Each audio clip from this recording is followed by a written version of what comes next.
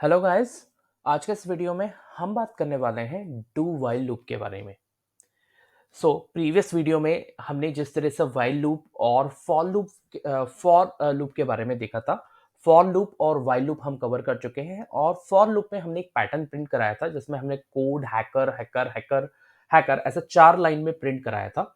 तो सबसे पहले हमने मैनुअली से प्रिंट करा के देखा था, उसके ड्रॉबैक समझा, देन हमने उसे फॉर लूप से प्रिंट कराया, देन उसे फिर हमने वाइल लूप से प्रिंट कराया। अब हम सेम टास्क को by using do while loop करेंगे। उससे पहले हम डू वाइल का सिंटेक्स समझ लेते हैं कि डू वाइल लूप का सिंटेक्स क्या है। तो सबसे पहले डू वाइल लूप में आपको सबसे पहले करना है इनिशियलाइजेशन।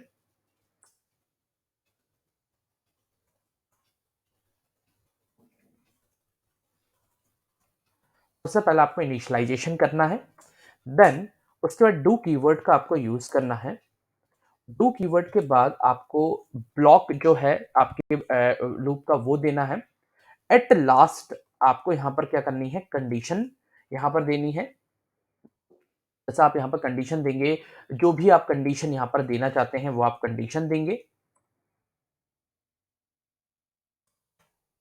ओके, तो आपको सबसे पहले इनिशियलाइजेशन करना है।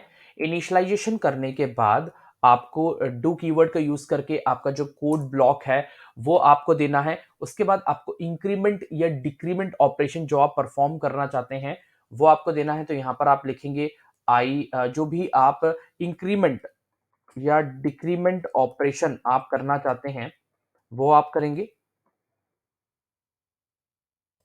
ओके, इंक्रीमेंट या डिक्रीमेंट ऑपरेशन जो आप करना चाहते हैं वो आप करेंगे और एट लास्ट आप कंडीशन को यहाँ पर चेक कराएंगे।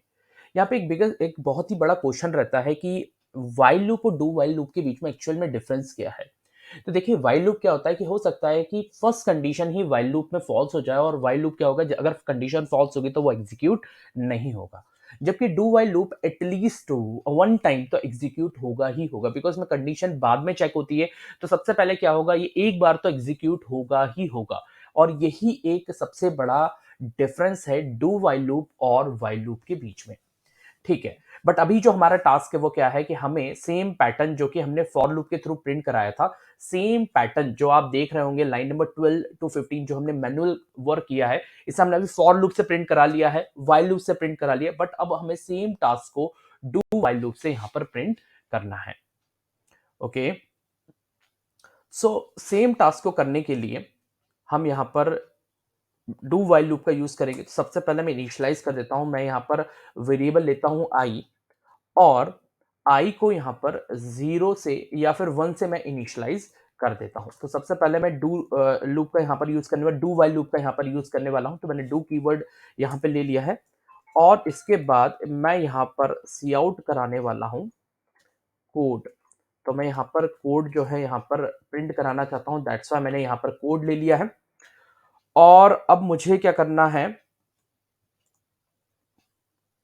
अब मुझे हैकर प्रिंट कराना है। तो हैकर को प्रिंट कराने के लिए मुझे एक इंटरनल डू वाइल लूप और यूज करना पड़ेगा, means that nested do while loop यहाँ पे यूज करना पड़ेगा।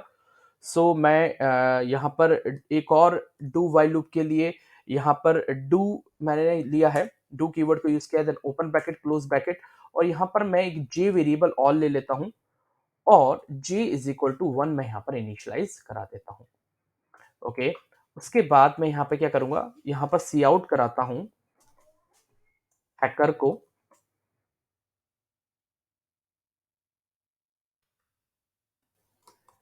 हैकर को यहाँ पे, और दोनों के बीच स्पेस है इसलिए एक स्पेस भी मैं यहाँ पे दे देता हूँ। ओके, यहाँ पर मैंने एक इंटरनल डू वाइल लूप भी यहाँ पे यूज कर लिया है और जे को मुझे क्या करना पड़ेगा, इंक्रीमेंट भी यहाँ पर कराना है। तो मैं यहाँ पर जे प्लस प्लस कर देता हूँ और साथ ही मैं यहाँ पर मुझे कंडीशन भी देना पड़ेगी। तो मैं यहाँ पर कंडीशन देता हूँ while I is less than 5। जब तक आई की वैल्यू लेस देन 5 हो तब तक मुझे इसे एग्जीक्यूट करना है। तो सबसे पहले आई की वैल्यू 1 थी और हैकर जो है प्रिंट हो जाएगा, देन आई की वैल्यू इंक्रीमेंट होकर 2 हो जाएगी और ये एज इट इज वर्क करेगा। ठीक है, और यहाँ पर हमें इंपॉर्टेंट पॉइंट जो था याद रखना है कि हमें यहाँ पे सेमीकोलन भी लगाना है, अदरवाइज हमें एरर मिलेगा। मैंने सेमीकोलन भी लगा दिया, तो ये मेरा इंटरनल डू वाइल लूप जो है यहाँ पे प्रॉपर वर्क करेगा। ओके, तो मींस दैट कोड प्रिंट होगा, देन हैकर जो है 4 बार प्रिंट होगा और मैं चाहता हूँ कि जैसे ही वो कोड के बाद 4 हैकर प्रिंट करे, एक न्यू लाइन पे उसे जंप करना है और न्यू लाइन पे जंप करने के लिए मैं यहाँ पर सी आउट कराता हूँ एंड एल। सो जैसे ही मैं एंड एल लिखता हूँ, लाइन मेरी यहाँ पर ब्रेक हो जाएगी और उसके बाद मुझे क्या करना है, आई को भी इंक्रीमेंट करना है। सो मैं आई को यहाँ पर इंक्रीमेंट कर देता हूँ और यहाँ पर कंडीशन लगा देता हूँ, while I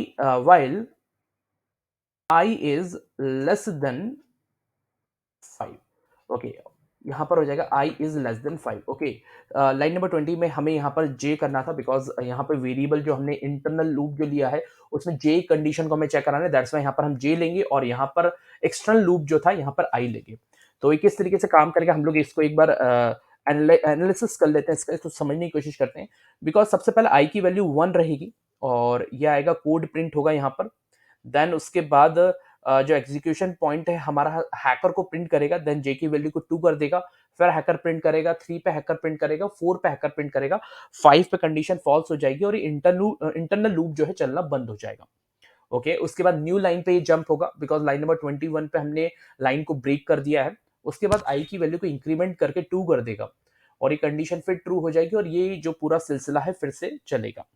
it's mean that according to our concept, जो लॉजिक हमने लिखा है उसके अकॉर्डिंग जो हम प्रिंट करना चाह रहे थे वो हमारा प्रिंट होना चाहिए। तो मैं इसे सक्सेसफुली देखता हूँ कि कंपाइल हो करके रन करता हूँ और यहाँ पर सेमी कॉलन हमने नहीं लगाया है, दैट्स हमें एरर मिल रहा है। मैं सेमी कॉलन लगा दिया है मैंने और मैं फिर से इसे एग्जीक्यूट कर रहा हूँ और जैसा पैटर्न हम प्रिंट करना चाह रहे थे वैसा पैटर्न अभी प्रिंट नहीं हुआ है। यहाँ पे प्रिंट हो रहा है code hacker hacker hacker, then next में हैकर जो है सिर्फ आपका 1 2 3 मीन्स दैट 3 बार हैकर यहाँ पे प्रिंट नहीं हो रहा है। सो इट्स मीन दैट हम क्या यहाँ पर कुछ ना कुछ यहाँ पर प्रॉब्लम हो रही है। सो ऐसा क्यों?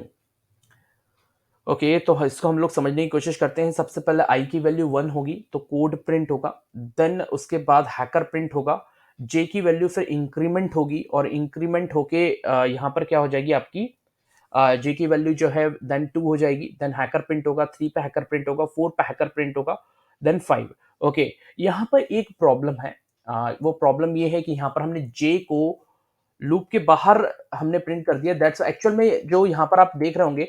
मैं इसको वापस एक बार प्रिंट करके दिखाना चाहूंगा आपको। तो मैं j इज इक्वल टू 1 यहाँ पर लिख देता हूँ और इसे एग्जीक्यूट करके दिखा रहा हूँ। तो यहाँ पे आप देख रहे हैं कि हैकर एटलीस्ट 1 टाइम तो सेकंड लाइन में प्रिंट हुआ है, जबकि एक्चुअल में हुआ क्या है, यहाँ पर जे की वैल्यू यहाँ पर पहुंच गई है 5, लेकिन फिर भी कंडीशन चेक होने से पहले वो हैकर को एक बार प्रिंट कर ही रहा है। उसके बाद कंडीशन चेक होती है 5 is less than equal to 5 और कंडीशन यहाँ पे फॉल्स हो जाती है। मैं आपको सबसे पहले प्रॉब्लम यहाँ पे बता देता हूँ कि एक्चुअल में प्रॉब्लम क्या आ रही है। यहाँ पर जो है कोड प्रिंट करता है, मीन्स दैट आई की वैल्यू 1 है, सक्सेसफुली यहाँ पे कोड प्रिंट होगा। उसके बाद जे पे हैकर प्रिंट करता है, देन आई जे की वैल्यू 2 हो जाएगी और फिर हैकर प्रिंट करेगा, 3 पे भी हैकर प्रिंट करेगा, 4 पे हैकर प्रिंट करेगा और जे की वैल्यू अब पहुंच जाती है 5। जे की वैल्यू जैसी ही 5 पहुंचती है ये लूप जो है टर्मिनेट हो जाएगा और आई की वैल्यू को इंक्रीमेंट करके 2 हो जाएगा और कोड फिर प्रिंट करेगा। लेकिन जब वो सेकंड लूप इंटरनल लूप पे प्रिंट होता है तो एक बार हैकर प्रिंट करता है और जे की वैल्यू जब चेक करेगा तो जे की वैल्यू अब पहुंच चुकी है 5 और जैसे ही जे की वैल्यू 5 पहुंच चुकी है, बिकॉज तो फिर चेक करता है 5 is less than equal to 5, वो कंडीशन फॉल्स हो जाती है। दैट्स वाई वहां पर हैकर जो था हमारा 4 बार प्रिंट नहीं हुआ था। तो इस प्रॉब्लम को सही करने के लिए मैं क्या करता हूं, जे को मैं इंटरनली इनिशियलाइज करता हूं और मैं लिख देता हूं j इज इक्वल टू 1। अब हमारी जो प्रॉब्लम थी वो दूर हो जाएगी। जब सेकंड टाइम हमारी इंटरनल लूप जब प्रिंट होगा तो वापस j की वैल्यू 1 से इनिशियलाइज हो जाएगी और जैसा हम प्रिंट करना चाह रहे थे वैसा एज इट इज यहाँ पर प्रिंट होगा। तो मैं वापस से कंपाइल करता हूँ एंड यस, जैसा हम कोड प्रिंट करना चाह रहे थे एज इट इज वो प्रिंट हो रहा है। तो मीन्स दैट जो प्रॉब्लम थी वो आपको सॉल्यूशन समझ में आया होगा कि यहाँ पर एक्चुअल में ऐसा क्यों हो रहा था। ठीक है, तो ये जो हैकर जब मैंने j इज इक्वल टू 1 को बाहर प्रिंट कर दिया था, इंपॉर्टेंट पॉइंट है। अगर ये चीज आपको क्लियर हो गई तो आपको वाइल लूप जो है, डू वाइल लूप जो है उसका कंसेप्ट अच्छा समझ में आ जाएगा। देखिए, जब मैंने j is equal to 1 print किया तो यहाँ पर एक्चुअल में j की वैल्यू जो थी 5 पहुंच चुकी थी। इसको यहाँ पर एक बार फिर से समझने की कोशिश करिएगा।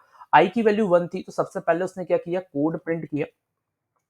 कोड प्रिंट करने के बाद वो सेकंड इंटरनल लूप में आया और उसने प्रिंट करा हैकर, उसने हैकर प्रिंट करा। हैकर प्रिंट करने के बाद जे को इंक्रीमेंट किया और जे की वैल्यू हो गई 2। फिर हैकर प्रिंट करा, देन उसके बाद जे की वैल्यू हो गई 3।